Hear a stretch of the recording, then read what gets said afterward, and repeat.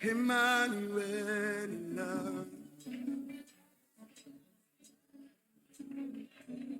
Emmanuel est là, ici présent avec moi. Emmanuel est là. Emmanuel est là, ici présent. Le peuple de Dieu, on s'est battu pour que nous soyons aujourd'hui présents ici. Et on a changé l'état et de 13h à midi, ce n'est pas facile. Il y a eu un décalage. Soyez bénis, l'équipe d'adoration. Ce n'est pas facile de changer le temps. Nous sommes réalisés que si nous allons de 12h à 14h, nous allons gagner 1 heure la journée de dimanche. C'est comme ça qu'on a ajusté un peu l'heure de service.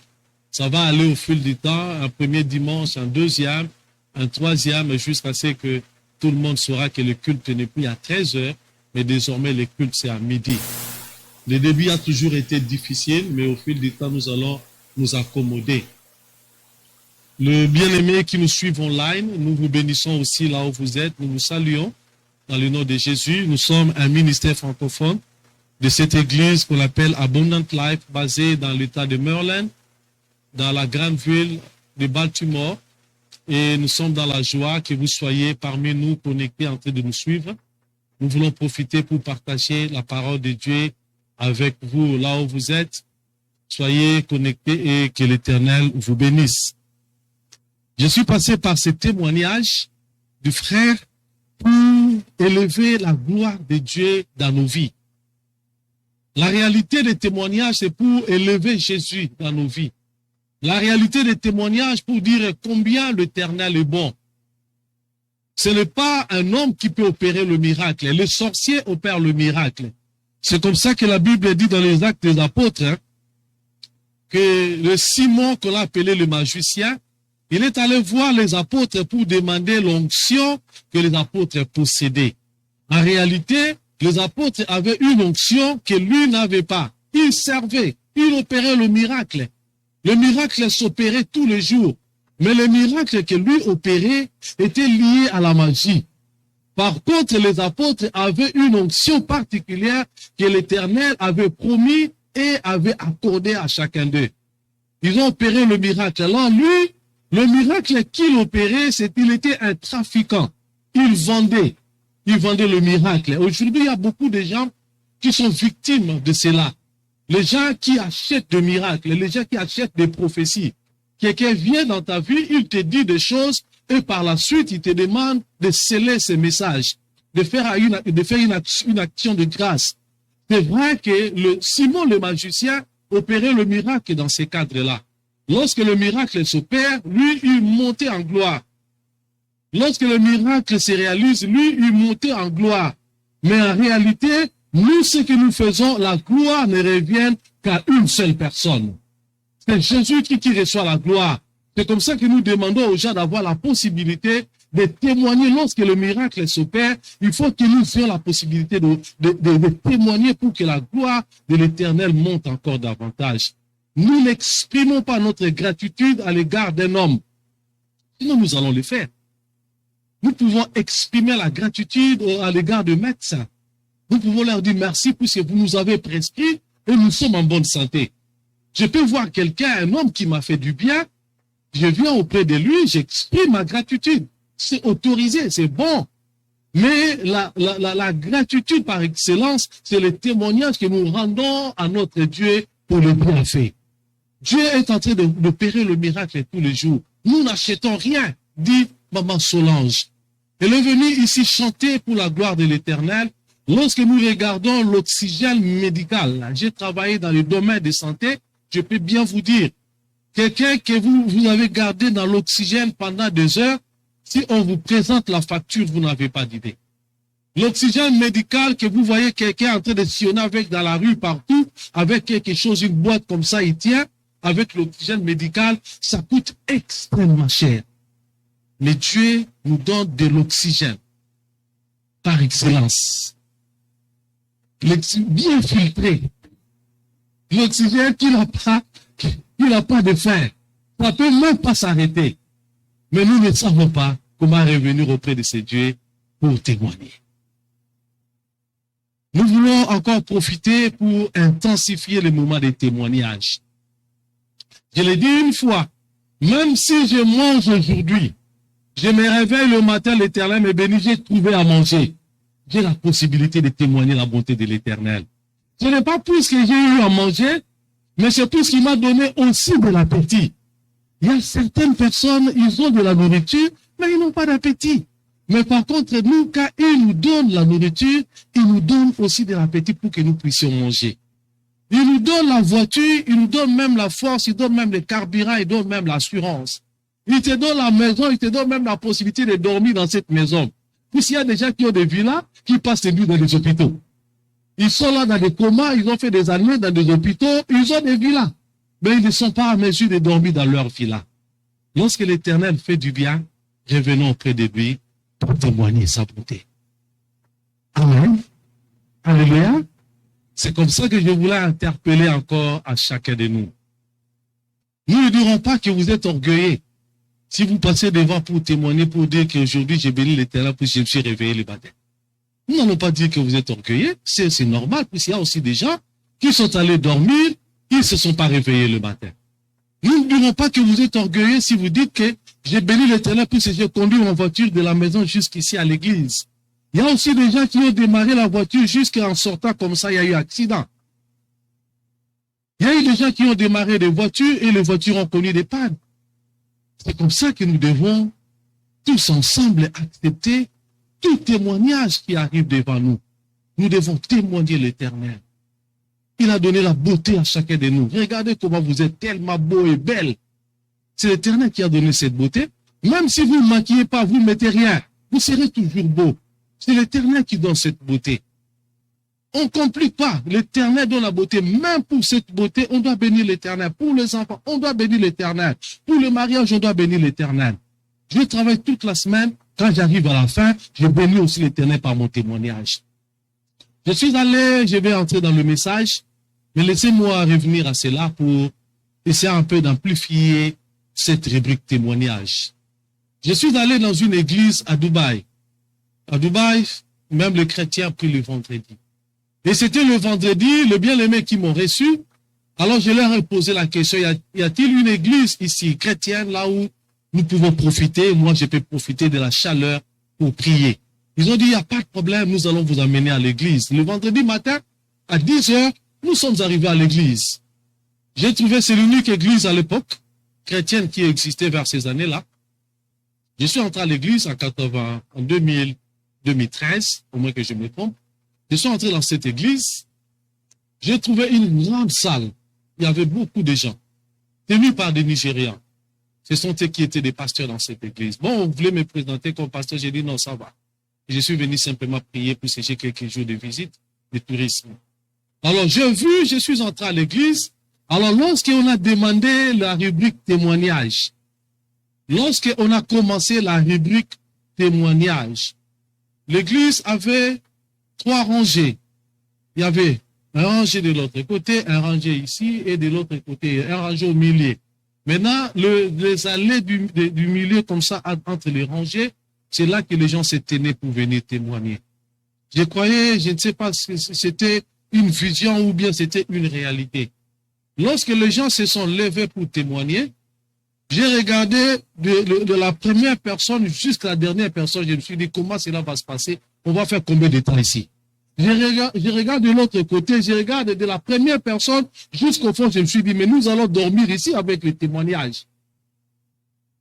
Mais tout le monde était serein et tout le monde était calme pour écouter le témoignage de tout un chacun. J'ai écouté le témoignage, il y a des gens qui ne venaient que pendant 10 secondes pour dire un mot à l'Éternel et dire merci à Dieu et passer. Il vient et dit, j'ai béni l'Éternel car on m'a appris dans mon pays que ma tante venait d'avoir un bébé. Que le nom de l'Éternel soit loué. Il donne son action de grâce, il passe. L'autre de l'autre côté se présente. Je suis venu témoigner la grandeur de Dieu. J'ai demandé, j'ai appliqué dans un travail et on m'a béni dans ce travail. On m'a appelé et je viens de commencer le travail. Je rends grâce à Dieu pour cette opportunité. Il bénit l'Éternel, il témoigne, il passe. Et tout le monde était venu pour témoigner. Et je me suis dit, Si les anglophones le font, pourquoi nous les francophones ne pouvons pas les faire? Le témoignage édifie et le témoignage donne gloire à l'Éternel. Amen. Alléluia. Nous allons passer dans notre message. Nous allons prendre la Bible dans le livre de 1 Chronique chapitre 4 verset 9 au verset 10 et nous allons ajouter le livre de Romains chapitre 8 verset 28 au verset 30. Pour honorer la parole de l'Éternel, nous allons nous tenir debout. Amen. On peut lui donner le micro?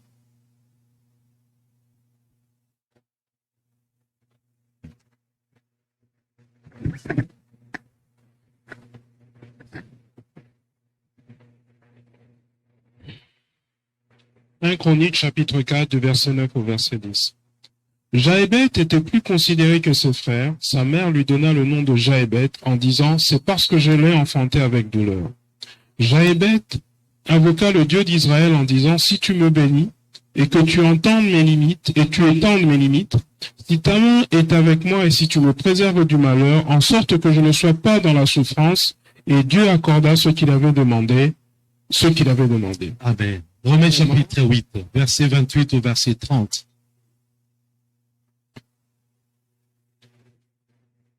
Je lis au nom du Seigneur. Amen. Nous savons du reste que toute chose concourt au bien de ceux qui aiment Dieu, de ceux qui sont appelés selon son dessein.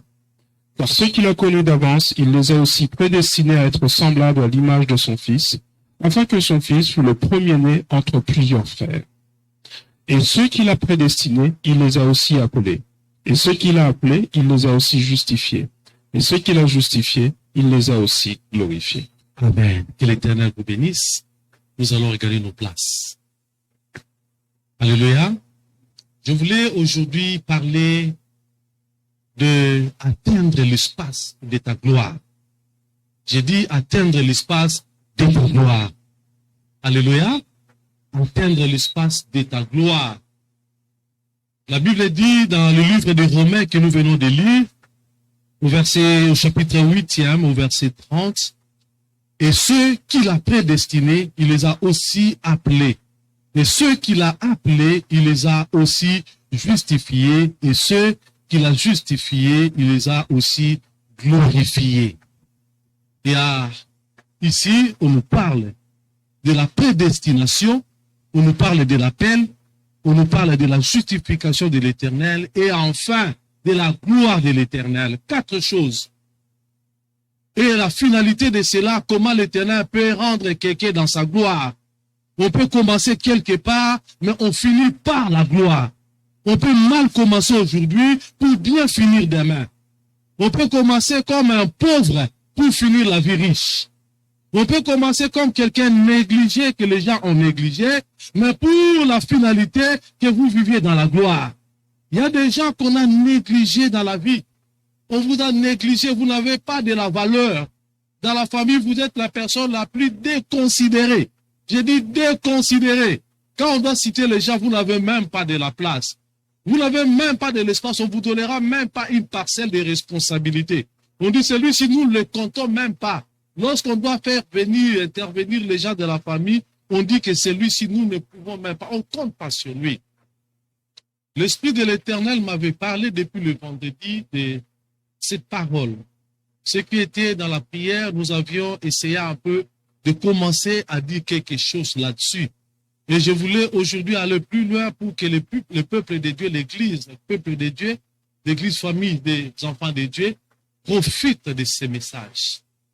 Il y a des gens qu'on n'a jamais considérés. Je sais. Quelqu'un dira que non, moi, je ne t'ai pas considéré dans ma famille. Lorsqu'on devait compter les gens, moi, on pouvait même me sauter. On a oublié les pauvres, le jeune David qui était comme un berger, qui était en train de paître les troupeaux. Lui, il n'était même pas considéré. Oublié, on a compté tout le monde, on l'a oublié. Il ne pouvait même pas être mentionné de leur bouche qu'il y a un enfant qui part. Dieu donne à chacun de nous un espace. À chacun de nous, il y a de l'espace. Même là où tu as ton espace. Personne autre ne peut venir violer ton espace. Si quelqu'un vient violer ton espace, c'est un problème. Dieu donne à chacun de nous ses limites. Là où moi je suis, je commence par ici et je vais m'arrêter là devant. Là où toi tu commences là où tu es, tu t'arrêtes quelque part. C'est ton espace et tu dois protéger ton espace. Ton espace, c'est ton espace. Tu ne peux pas céder ton espace. Ça t'appartient. C'est comme ça que même les pays sont tracés. Il y a des lignes qui déterminent ici, ça commence ici, ça s'arrête là-bas. Même les villes, si vous regardez dans le GPS, vous allez voir que vous arrivez quelque part, il y a une ligne visible qui vous montre que cette ville commence ici et ça s'arrête quelque part. Et cet État commence ici et ça s'arrête quelque part. Chers frères et sœurs, même dans les avoirs, même dans la bénédiction de l'Éternel, ça se passe de la même manière. Lorsque quelqu'un a réussi dans sa vie, ne croyez pas que c'est la finalité. Lui, il a réussi puisque sa limite aussi est quelque part. Et toi aussi, tu dois commencer quelque part. Chacun de nous, dans sa vie, a de l'espace. Il y a ceux qui ont de l'espace plus large et d'autres ont de l'espace un peu petit, moins que les autres. Ce n'est pas puisque celui-là a de l'espace plus large que nous devons envier son espace. On n'enviera jamais l'espace de l'autre. Chacun de nous, son espace s'avère important dans sa vie. Ton espace est important pour toi et l'espace de l'autre aussi est important. La Bible nous dit dans le livre des 1 Chroniques, chapitre 4, du verset 9 au verset 10, il est question de Jaébet. Cet homme qu'on a appelé Jaébet, la Bible dit que sa mère lui a donné le nom de Jaébet en disant que je lui ai donné ce nom puisque c'est par la souffrance que je l'ai enfanté. Par la souffrance que je l'ai eu. J'ai eu cet enfant par la souffrance. J'ai enfanté cet enfant par des douleurs. Et il lui donnera le nom de Jaébet. Je reviens à ce monsieur Jaébet pour dire que l'Éternel, la Bible dit ici, il était l'homme le plus considéré de son temps. Pendant ce moment-là, c'est lui qui était l'homme le plus considéré.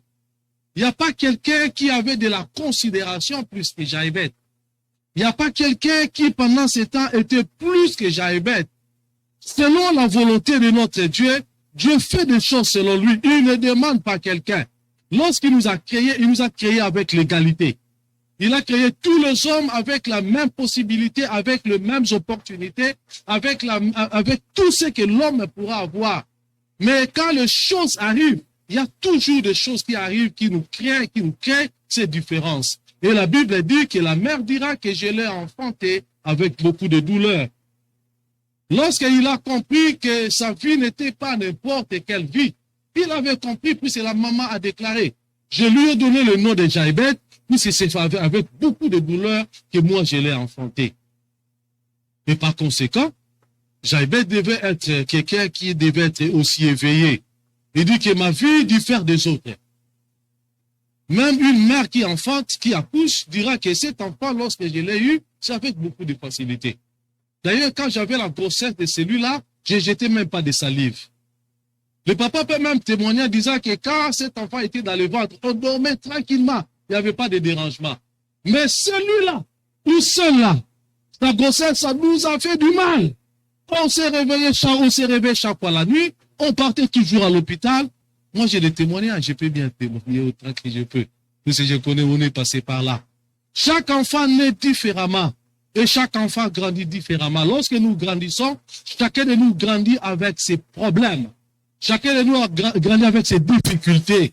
Mais dans tout cela, nous devons chercher à atteindre l'espace de notre gloire. Même si moi, j'ai commencé par la souffrance, la finalité, c'est d'arriver dans ma gloire. La finalité, qu'un jour que je dise que l'Éternel m'a amené au sommet de la gloire, c'est là que je voulais arriver. Je ne regarde pas la gloire de celui qui a commencé avant moi, mais je sais qu'un jour, moi aussi, j'entrerai dans ma gloire. Le plus important, entrer dans la gloire. Plusieurs personnes peuvent d'emblée dire que moi, j'attendais vraiment le voyage. On m'avait parlé du voyage. Moi, on m'a prophétisé. Le pasteur nous a dit, le pasteur Margot l'a parlé le dimanche dernier ici. Il y a des gens qui sillonnent avec les papiers comme ça de leur prophétie partout. Tu vois, moi, j'ai ma prophétie j'avais déjà écrit ça dans mon agenda. Il y a des gens qui ont des prophéties. Il y a des gens qui ont des choses à témoigner. Il y a des gens qui ont des choses à dire. Ce n'est pas ça le plus important. Le plus important, c'est de comprendre que quelle que soit la durée de la nuit, le soleil finira par arriver. Quelle que soit la longueur de tout ce que je suis en train d'endurer aujourd'hui, demain je finirai par vivre la gloire de l'Éternel. La gloire de l'Éternel finit par s'accomplir et se réaliser dans la vie de tout enfant de Dieu. Un enfant de Dieu, celui qui est dans la présence de Dieu, celui qui reste avec son Dieu, il doit comprendre qu'aussi longtemps que l'Éternel vivra, aussi longtemps que son problème durera, cela finira par se réaliser. Dieu donne sa gloire à tous les êtres humains d'une manière générale, équitablement. La gloire de l'Éternel n'est pas donnée comme le papa de ce monde peut donner, comme les humains peuvent faire. Il y a des gens qui ont reçu plus, les autres qui reçoivent moins. Dieu nous a donné la possibilité, nous tous, de vivre cette gloire, la gloire de l'Éternel dans nos vies. Il nous a donné la gloire, il nous a donné son Fils. Nous voyons certaines personnes avancent, certaines n'avancent pas, d'autres n'avancent pas. Pendant que les uns avancent, les autres n'avancent pas. Si on se pose des questions de savoir qu'est-ce qui se passe, pourquoi les uns avancent et les autres n'avancent pas. Pourquoi celui-là est tenté d'avancer, mais moi, par contre, je n'avance pas? Est-ce que l'Éternel m'a puni? Il n'y a pas une punition. Nous allons aujourd'hui comprendre. Je parlerai des 2 points et nous allons prier. Avant que je parle de ces 2 points, j'ai parlé de ce que la Bible nous parle dans le livre des Romains chapitre 8. La Bible dit, ceux qu'il a prédestinés, il les a aussi appelés. On a parlé de la prédestination. Il est question de la prédestination. C'est comme ça qu'un bien-aimé, il a dit que mais si cela est vrai, il y a la prédestination qui existe, pourquoi devons-nous nous battre pour gagner la vie? Puis c'est la prédestination. Donc Dieu a voulu que cela soit ainsi. Alors pourquoi je dois me battre pour gagner la vie? Dieu a voulu que moi je sois pauvre. Donc c'est selon la prédestination. Dieu a voulu que je sois riche. Donc moi je ne serai jamais pauvre dans ma vie puisque Dieu m'a prédestiné à la richesse. On s'est posé beaucoup de questions lorsque nous n'étions pas encore plongés dans les choses de Dieu.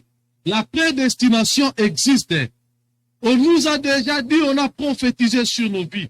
Dieu nous a même pris, nous a déplacés de l'Afrique, nous a placés dans ces pays merveilleux, soi-disant que le numéro 1 du monde, soi-disant.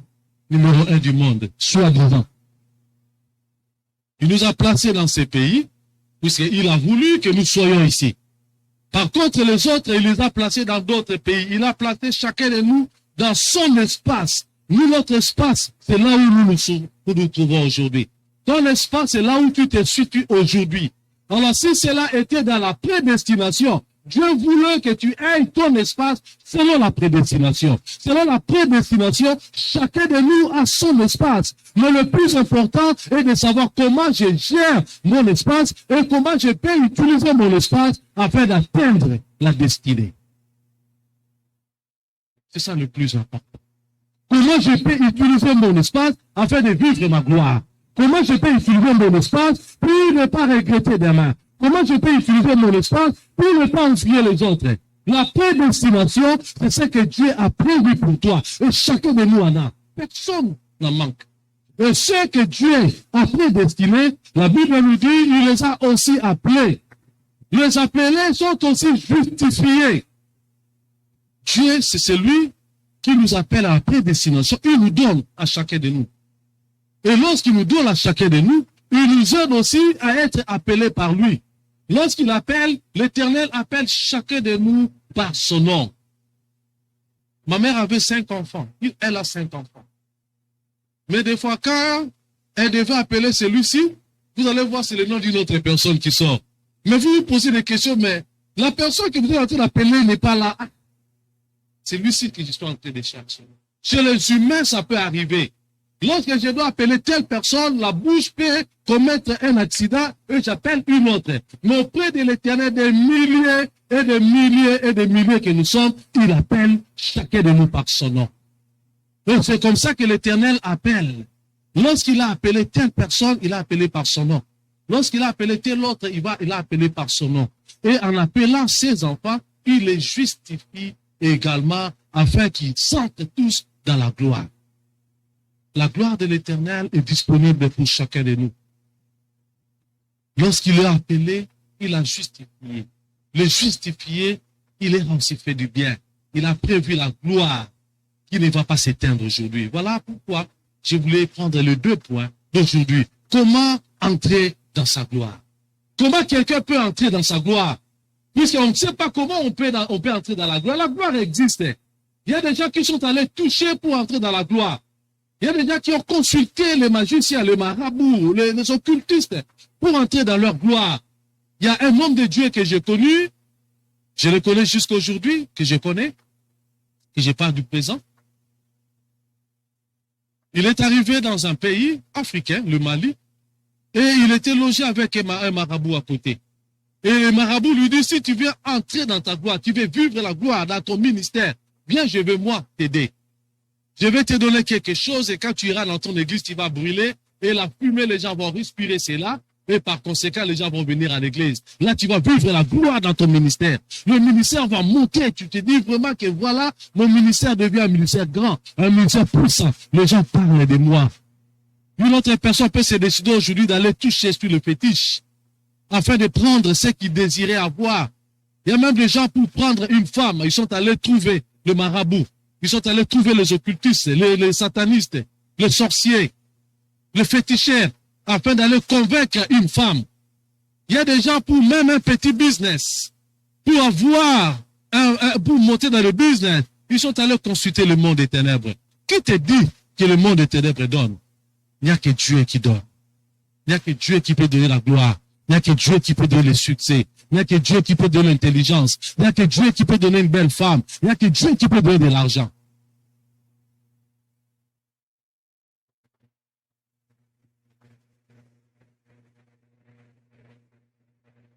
Si réellement, en touchant le fétiche pour aller vendre les pumas, aller vendre les oignons, aller vendre, je ne sais pas moi, le pain, vous suffit?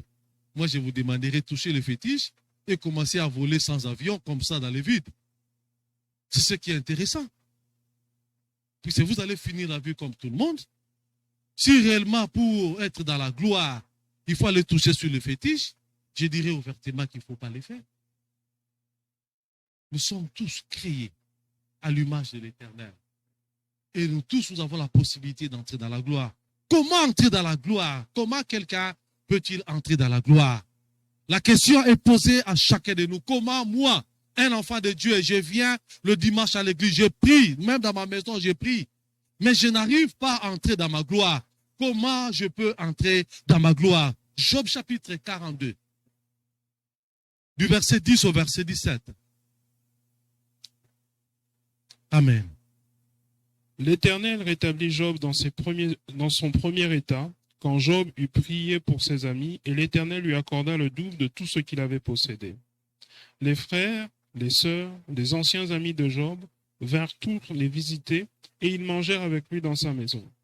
Ils le plaignirent et le consolèrent de tous les malheurs que l'Éternel avait fait venir sur lui. Et chacun lui donna un kessita et un anneau d'or. Pendant ces dernières années, Job reçut de l'Éternel plus de bénédictions qu'il n'en avait reçues dans les premières. Il posséda 14 000 brebis, 6 000 chameaux, 1000 paires de bœufs et 1000 ânesses. Il eut 7 fils et 3 filles. Il donna à la première le nom de Jémima, à la seconde celui de Kétia, à la troisième celui de Kéren Apuk. Il n'y avait pas dans tout le pays d'aussi belles femmes que les filles de Job. Leur père leur accorda une part d'héritage parmi leurs frères. Job vécut après cela 140 ans, et il vit ses fils et les fils de ses fils jusqu'à la 4e génération. Et Job mourut, rassasié de jours. Amen. Que l'Éternel vous bénisse. Que l'Éternel vous bénisse. L'histoire de Job, tout le monde connaît, personne n'ignore, même les enfants à l'école ont leur part de Job. Job, c'était un homme comme Jaïbet, l'homme le plus considéré. Un homme le plus considéré. Il avait de bien, il avait tout. Il ne manquait de rien. Je l'ai dit en passant que nous voyons, des fois, nous pouvons dire que c'est de l'injustice qui arrive. Pourquoi il y a des gens qui sont riches, pourquoi il y a des gens qui sont pauvres. Job, dans son temps, pendant son temps, il était aussi l'homme le plus considéré. Si on doit dire dans le quartier qui est le plus riche, on dit non, c'est dans cette maison-là que nous connaissons les riches. Job est là. Il était un homme si riche. Il avait beaucoup de biens. Il avait tout ce que l'homme pouvait avoir. Mais à ce moment-là, Job n'entrait pas encore dans sa gloire. Il n'arrivait pas à atteindre l'espace de sa gloire, puisqu'il y a des choses qui devaient se passer. Il y a des choses qui arrivent dans la vie de quelqu'un. Dieu cherche à te coincer d'abord, à te forger d'abord, à te préparer d'abord. Lorsque la gloire viendra, que tu sois déjà préparé. Ne regrette pas si aujourd'hui tu passes par des turbulences. Ne regrette pas si aujourd'hui les choses ne marchent pas. Tu te poses même des questions. Pourquoi je manque même un $100, simple $100, que même un enfant peut jouer avec, et moi j'en manque. Il y a des turbulences qui peuvent arriver dans la vie. Il y a des situations. Il y a des épreuves de la vie. Il y a des choses qui peuvent arriver. C'est simplement l'Éternel veut te forger. Il veut te préparer. Lorsque tu vas entrer dans ta gloire, les gens diront réellement qu'il a été béni. On a vu les gens être bénis, mais ils sont des fous aujourd'hui. On a vu les gens être bénis, mais ils sont morts. On a vu les gens mourir avec de l'argent. On se pose des questions, mais il a laissé tout ce que nous sommes en train de voir. Ils sont entrés dans la gloire. Mais lorsque les épreuves arrivent, Dieu est en train de préparer quelqu'un afin que lorsque la gloire arrivera, que tu ne puisses pas tomber, que tu ne puisses pas céder. Comment tu peux entrer dans ta gloire? Comment? C'est dur. Quand nous regardons l'expression gloire, le terme gloire, le mot gloire, la gloire est réservée à l'Éternel. La gloire n'est réservée que à l'Éternel. Mais attention, je vais dire à un enfant de Dieu, si la gloire est réservée à l'Éternel, la gloire t'est réservée aussi. Pourquoi? Puisque l'Éternel nous a fait participer dans sa divinité et il veut que nous puissions vivre sa gloire. Et vous avez la possibilité de vivre la gloire de l'Éternel. La gloire lui est réservée, mais il a donné aussi à ceux que lui-même a appelés, il les a justifiés et il les a aussi... Quelqu'un n'a pas compris. Il les a aussi... Alors que nous entrons aussi dans la gloire de l'Éternel, puisque lui-même l'Éternel nous glorifie. Les enfants de Dieu doivent comprendre la parole de l'Éternel. C'est Dieu qui glorifie. Et l'Éternel te glorifie. C'est pour dire que tu entres dans ta gloire. Est-ce qu'il y a quelqu'un qui entre dans sa gloire? Alléluia. Y a-t-il quelqu'un qui entre dans sa gloire? Puisque ceux qu'il a prédestinés, il les a appelés, il les a justifiés, et enfin il les a aussi glorifiés. Donc un enfant de Dieu doit être glorifié. Ne te dérange pas si les gens disent que toi, c'est la gloire. Oui, puisque l'Éternel m'a glorifié. Si l'Éternel te glorifie, même si les hommes refusent de te glorifier, dis-toi simplement que tu es glorifié. On n'a pas besoin que les hommes nous glorifient, puisque l'Éternel nous glorifie. Mais pour que tu sois glorifié, pour que tu entres dans cette gloire, tu dois savoir que tu dois être un enfant de Dieu. Hein? Là, ça change maintenant. Là, ça devient renversé. Le 6 qui était 6 devient 9. Puis c'est maintenant, là, ça change. Pour que l'Éternel te glorifie, tu dois être aussi un enfant de Dieu. Celui qui accepte de tout laisser. Celui qui accepte de donner sa vie à Christ. Celui qui accepte ce qu'il trouvait avant comme de l'avantage, il dit j'abandonne maintenant. Maintenant là, je considère cela comme de la boue. C'est à ce moment-là que l'Éternel te fera entrer dans sa gloire. Notre Dieu est en train de chercher quiconque il va faire entrer dans sa gloire. Si tu as échoué dans ta vie, arrête d'abord tout. Commence à te poser des questions. Examine-toi. Que dois-je faire pour que j'entre dans ma gloire? 2 Rois chapitre 18, le verset 7. Un seul verset. Amen.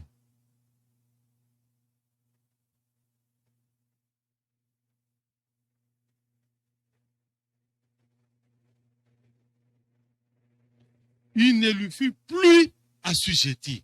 La Bible dit que l'Éternel fut avec Ézéchias qui réussit. La Bible dit qu'il a réussi dans toutes ses entreprises. Tout ce que le roi Ézéchias faisait, il ne faisait que réussir, il n'y avait pas d'échec.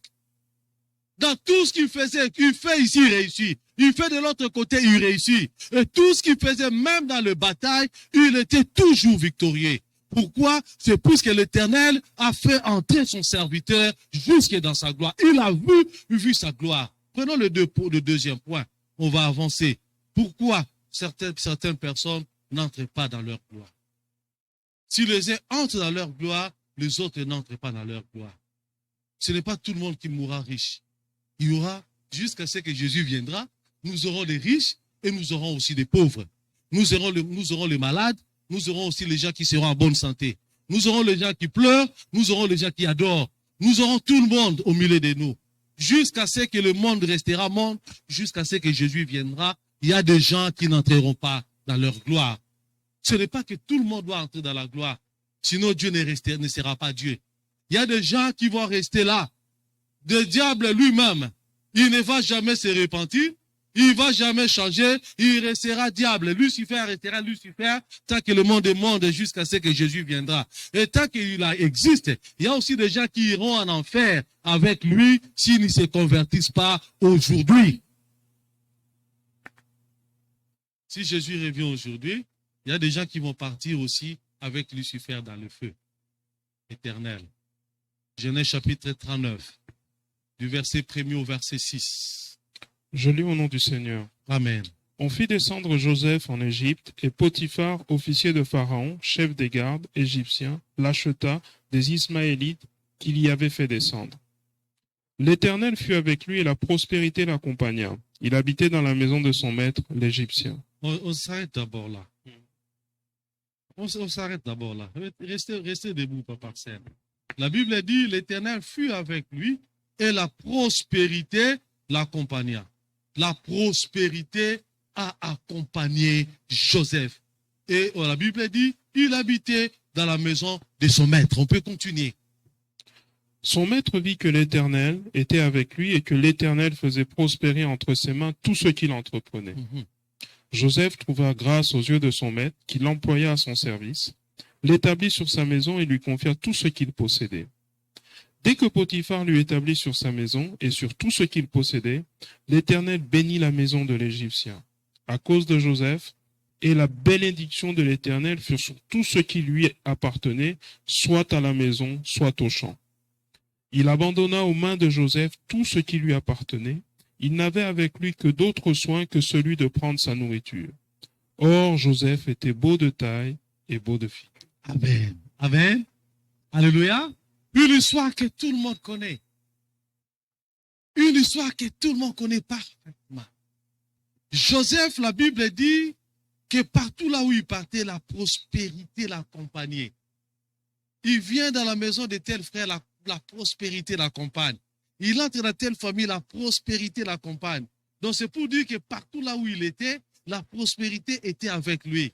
Et la prospérité là l'accompagnait pour que les autres soient bénéficiaires, en soient bénéficiaires. Et les gens ont bénéficié de la prospérité qui accompagnait ces messieurs. Donc c'est-à-dire, si j'ai un chien, partout là où je pars, le chien est en train de m'accompagner. Si c'est ce chien-là qui est une prospérité, partout là où le chien passe, la prospérité reste. Le chien passe ici, la prospérité reste. Or, Joseph là, marchait avec cette prospérité. Partout là où il partait, dans toutes les églises qu'il entrait, dans toutes les familles, dans toutes les rues, dans toutes les maisons, il était accompagné par la prospérité. Et là où il était, tout cet endroit-là était prospère. Et la Bible dit que partout là où il entrait, Joseph trouva grâce aux yeux de son maître, qu'il employa en son service. Il établit même dans sa maison, il lui a dit non, dans ta maison, je te confie tout ce qui m'appartient. À cette époque-là, Potiphar ne connaissait pas que ce monsieur-là était un porteur de prospérité. Il ne connaissait rien. Potiphar n'avait pas d'idée. S'il connaissait, je ne sais pas si il allait vendre la prospérité de Joseph. Il pouvait exploiter Joseph. Il dit, ce monsieur que j'ai avec moi, c'est un monsieur qui amène la prospérité. Si tu me donnes autant, moi je te l'envoie à la maison. Après un jour, tu me les ramènes. Demain, je donne à une autre personne. Joseph était un porteur de prospérité. Et par conséquent, quand il est entré dans cette famille, les choses ont changé. Les entreprises commençaient à tourner en plein régime. Un enfant de Dieu, dès que tu arrives quelque chose, il faut que les choses changent. Il faut que la vie soit. Il faut qu'il y ait la prospérité. Un enfant de Dieu n'est pas un porteur de malédiction. Si toi, tu es un enfant de Dieu, tu commences à amener la malédiction. Sache-le bien que toi, tu ne peux pas atteindre l'espace de ta gloire. Joseph, partout là où il partait, les gens étaient bénis. Il a béni l'Égypte, un étranger qui est venu bénir toutes les générations en génération. L'Égypte que nous connaissons, même jusqu'à aujourd'hui, si quelqu'un trouve la grâce d'aller dans ces pays, d'ailleurs, l'Égypte, le berceau de l'intelligence, c'est dans la ville qu'on appelle Alexandrie. La ville d'Alexandrie, c'est le berceau de l'intelligence, de la connaissance. C'est comme ça que tous les grands penseurs de l'histoire de l'humanité, ils sont allés en Alexandrie pour apprendre la connaissance. D'ailleurs, nous étions en train de partager avec les serviteurs de Dieu. On dit que Jésus-Christ est allé jusqu'en Égypte. C'est là que tous les grands maîtres passaient par là. Les grands maîtres passaient par là. Donc, Alexandrie, c'est le berceau de la connaissance, du savoir, de l'intelligence. Et les grands maîtres doivent passer par là. Et Jésus-Christ lui-même, il est passé par Alexandrie. Donc, c'est un pays richement béni. Pour quelle raison? Le grand Joseph est passé par là. Pendant qu'il y a la famine, ce pays-là, l'Égypte, ne connaîtra pas la famine. Puisque Joseph avait laissé en principe, que nous les théologiens nous appelons les principes de Joseph. C'est pour dire que les principes de la prospérité générationnelle, de génération en génération, les gens doivent vivre la prospérité que Joseph a apportée dans ce pays et qu'un enfant de Dieu apporte la prospérité dans ses ministères. Qu'un enfant de Dieu apporte la prospérité dans sa propre famille. Qu'un enfant de Dieu amène la prospérité dans son environnement. Nous devons amener la prospérité. Voilà la raison les raisons qui ont poussé même Joseph, que nous venons de parler, que nous sommes en train de parler, a réussi dans toutes ces entreprises. C'est un homme intègre à l'égard de ses supérieurs. On l'a placé comme un subalterne. Quelqu'un qui amène la prospérité, mais c'est lui-là qu'on a placé comme un subalterne. Un travailleur ordinaire. Il était là. Tout ce qu'il faisait, ça passait par la prospérité. Et la Bible dit au verset 5, dès que Potiphar lui établit sur sa maison, sur tout ce qu'il possédait, l'Éternel bénit la maison de l'Égyptien à cause de Joseph. À cause de Joseph, la maison a été bénie. Joseph était un homme fidèle à l'égard de ses supérieurs. C'est comme ça que partout là où il passait, la prospérité l'accompagnait. La deuxième des choses, il était un homme intègre qui craignait Dieu. Un homme intègre qui respectait le principe de l'Éternel. Un homme intègre qui vivait dans la crainte de l'Éternel. Un homme intègre qui se disait que je ne peux pas tout faire à cause de l'Éternel, mon Dieu. J'aimerais prendre les 2 derniers versets. Comme ça, nous allons comprendre ce qui était arrivé. La Bible dit, dès que Potiphar eut établi sur sa maison et sur tout ce qu'il possédait, l'Éternel bénit la maison de l'Égyptien à cause de Joseph, et la bénédiction de l'Éternel fut sur tout ce qui lui appartenait, soit à la maison, soit au champ. Le verset 6. Écoutez très bien la parole de Dieu. La Bible dit, il abandonna aux mains de Joseph tout ce qui lui appartenait, et il n'avait avec lui d'autres soins que celui de prendre sa nourriture. Dans d'autres versions, on a expliqué ça clairement. On a dit que quand on dit que Joseph ne pouvait s'occuper que de ce qui lui appartenait, les restes, il ne pouvait pas prendre. Aujourd'hui, on te place ministre quelque part. Aujourd'hui, on te place directeur quelque part. Aujourd'hui, on te place président de la République quelque part. Tu crois que tout ce qu'on a placé devant toi, c'est pour toi. Ce n'est pas pour toi. Si Joseph a prospéré, si Joseph est parti, est allé au-delà de ce qu'on attendait de lui, c'est puisque la Bible dit, il abandonna aux yeux et aux mains de Joseph tout ce qui lui appartenait et il n'avait avec lui d'autres soins que celui de prendre soin de sa nourriture. Il ne volait jamais. Il ne prenait pas les choses des gens. Il ne disait pas que maintenant que je suis là, je dois profiter de ces richesses. Maintenant que je suis devenu patron dans cette maison, maintenant que c'est moi qui suis le porteur de bénédiction, tout cela m'appartient. Il n'a pas volé, il n'a rien fait du mal, il n'a pas fait des richesses de son patron, sa richesse. Il est resté fidèle et on a dit qu'il a pris soin que de prendre la nourriture qui lui a été destinée. Pas autre chose. Un monsieur comme un Joseph, avec tout ce qu'il avait comme qualité, il avait la possibilité d'entrer dans sa gloire sans difficulté. Alors qu'au départ, il a été vendu comme un esclave.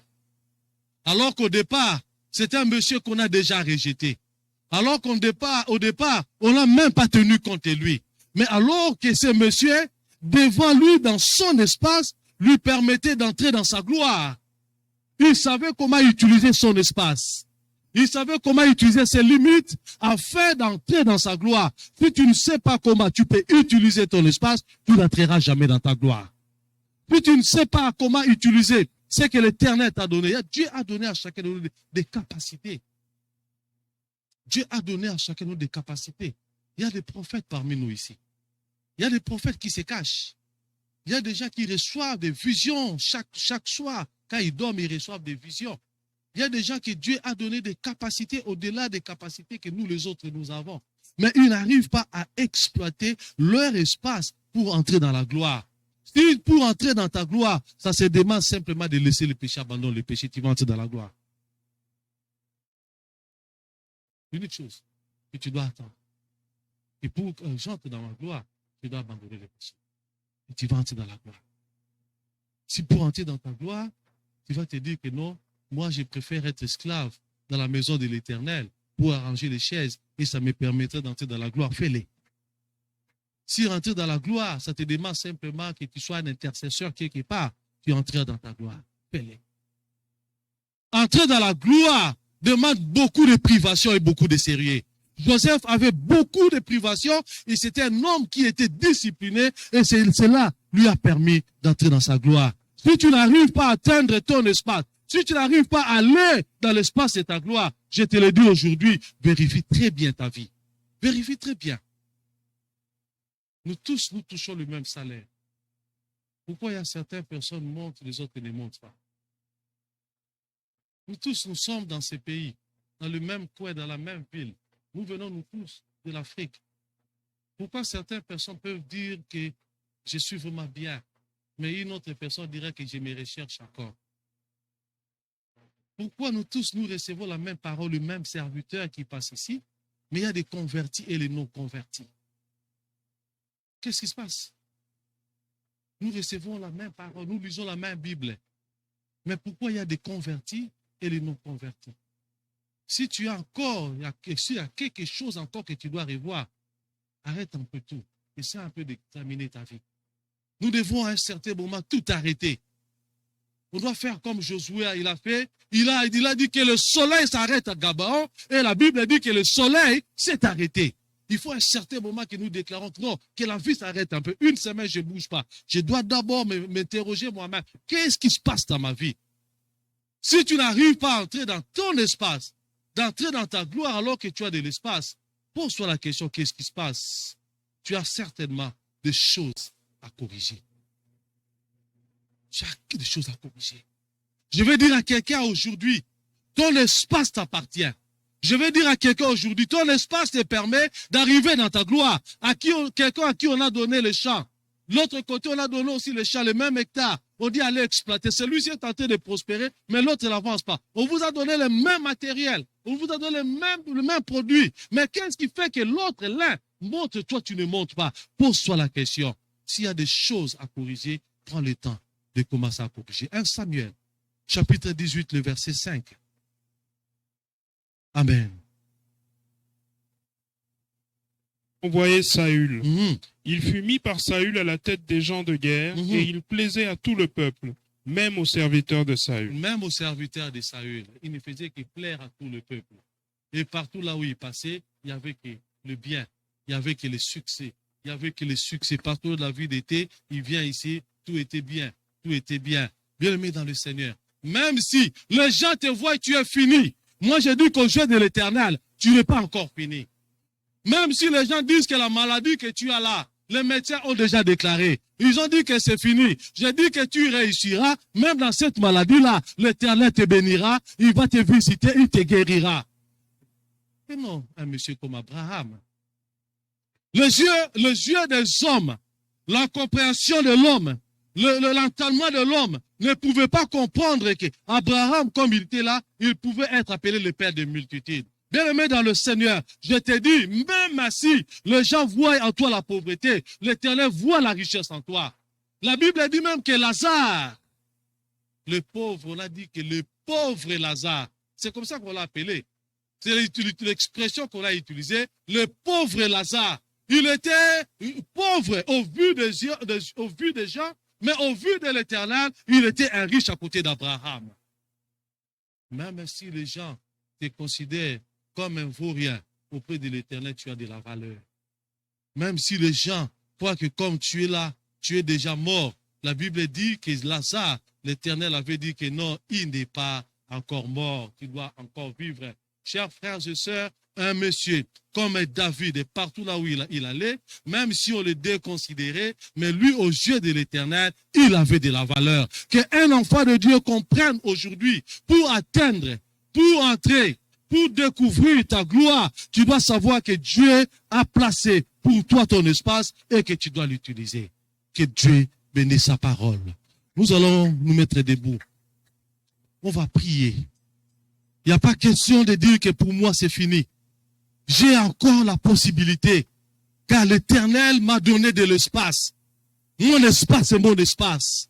Je ne souillerai jamais. Dans mon espace, je ne souillerai pas. Je n'entrerai pas dans l'espace de l'autre.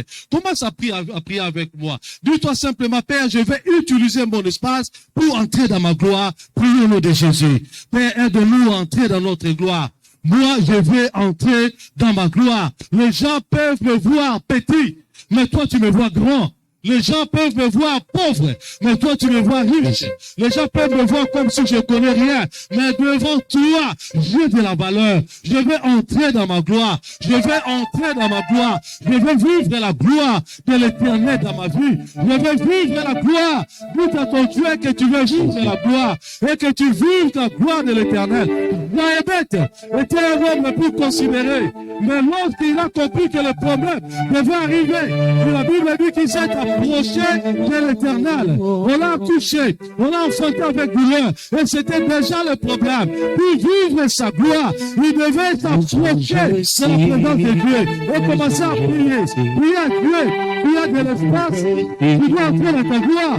Mais tu dois prier. Tu dois entrer dans ta gloire. Mais tu dois prier. Tu as de l'espace. Mais tu dois prier. Tu dois percer. Mais tu dois prier. Il n'y a pas quelque chose qui t'empêchera de vivre la gloire de l'Éternel. Il n'y a pas quelque chose qui t'empêcherait de vivre ta gloire. Il n'y a rien qui va t'empêcher pour que tu sois riche. Même s'il y a des blocages, même s'il y a des limitations, tout simplement que l'Éternel te fasse entrer dans ta gloire, dans le nom de Jésus, dans le nom de Jésus. Nous voulons entrer dans notre gloire. Nous voulons entrer dans notre gloire. Nous voulons entrer dans ma gloire. Je veux entrer dans ma maison. Nous voulons entrer dans la gloire. Dans le nom de Jésus. Dans le nom de Jésus. Tu vas prier maintenant. Tu vas dire, moi, je réussirai dans ma vie. Je suis comme un Joseph. Partout là où je passe, la prospérité doit m'accompagner. La prospérité doit être attachée à moi. Je vais porter la prospérité comme les habits. Comme les habits portent la prospérité. Je vais porter la prospérité comme les habits. Que partout là où je suis, que partout là où je partirai, que la prospérité m'accompagne, que la prospérité accompagne. Je vais atteindre l'espace de ma gloire, que la prospérité puisse m'accompagner dans le nom de Jésus. Et puis le diable est bloqué, ma prospérité, je percerai, j'entrerai dans l'espace de ma gloire, dans le nom puissant de Jésus, dans le nom puissant de Jésus. La prospérité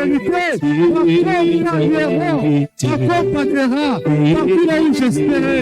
La prospérité m'accompagnera partout là où je serai. Quel que soit où, ici dans ce pays, même à l'Afrique, je vais vivre prospère. Je vais vivre prospère. Elle est là, ici présent avec nous. Emmanuel est là.